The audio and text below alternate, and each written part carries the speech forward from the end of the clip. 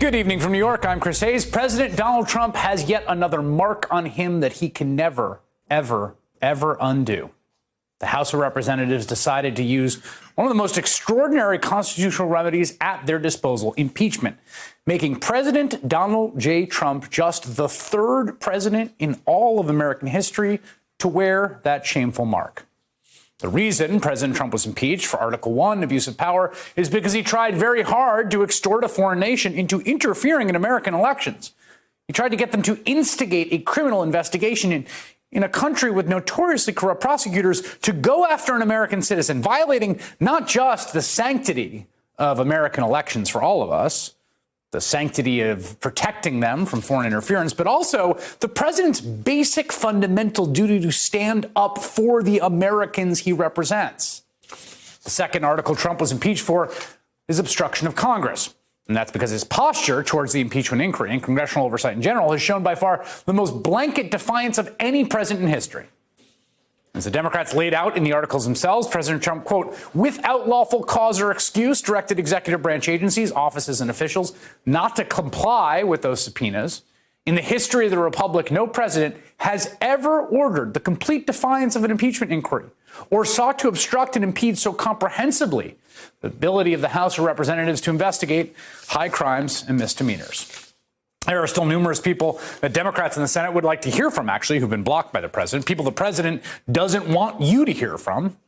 And we'll talk about whether we'll get to hear from them in just a bit. But normally, the articles of impeachment would go to the Senate now in preparation for the president's actual trial. But Speaker of the House, Nancy Pelosi, in an interesting bit of strategic gamesmanship, is not sending them over. In fact, she said last night she's waiting to see what the trial in the Senate looks like before handing over the reins. Now, Senate Majority Leader Mitch McConnell has come out and said he doesn't care one way or the other. In fact, he said, frankly, he'd like not to have a trial at all. But it is clear not having the catharsis of an exoneration in the Senate is not going to sit well with the president.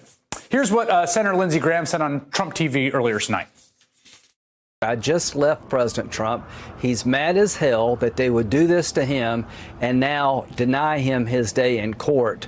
The reason they're denying him his day in court is they know their case sucks. Oh, president's mad. So the president's clearly not in a good place. He is well aware of what being impeached means for his legacy. Of course, you want to get a sense of how Trump, a person who's incapable of speaking truthfully about his own inner states, feels about this. This is what he hypothesized President Obama would feel were he to be impeached back in 2014. Do you think Obama seriously wants to be impeached and go through what Bill Clinton did? He would be a mess. He would be thinking about nothing but it would be a horror show for him. It would be an absolute embarrassment. It would go down on his record permanently. But they're saying, oh, he'd love to be impeached. That would be so good. It would go down on his record permanently. He would be embarrassed. It would be a horror show for him, Donald Trump said. One big argument Republicans have made in defense of the president, they made it for hours and hours yesterday, and this is to the extent they've made an argument, few, of course, in good faith, is that this impeachment was all essentially predetermined, that the crime was pretextual, that Democrats were always going to vote to impeach President Trump. And I have to say, as someone who has covered this story from the first day of this Congress, night in and night out, I've talked to dozens upon dozens of members of Congress, I've talked to their staff, I can tell you, the House leadership did not want to impeach the president. They did not want to get to this point. The Democrats have faced the question of what to do about the president's unconstitutional actions and tendencies since the day he took office, and certainly since the day they won a House majority. And they did everything in their power all year to avoid it, even though there have been voices pushing for impeachment from nearly the moment the president took office because of his behavior. House leadership, led by Nancy Pelosi, resisted those calls from the grassroots and from many of their voters and many in their caucus until they could resist no more, until the facts came to light about the president misusing his office to extort a foreign nation into interfering in the next election. We learned that from the notes of President Trump's phone call with the Ukrainian president. When the Ukrainian president said he wanted to buy more American weapons to defend against Russian aggression, President Trump infamously responded, quote, "I would like you to do us a favor, though."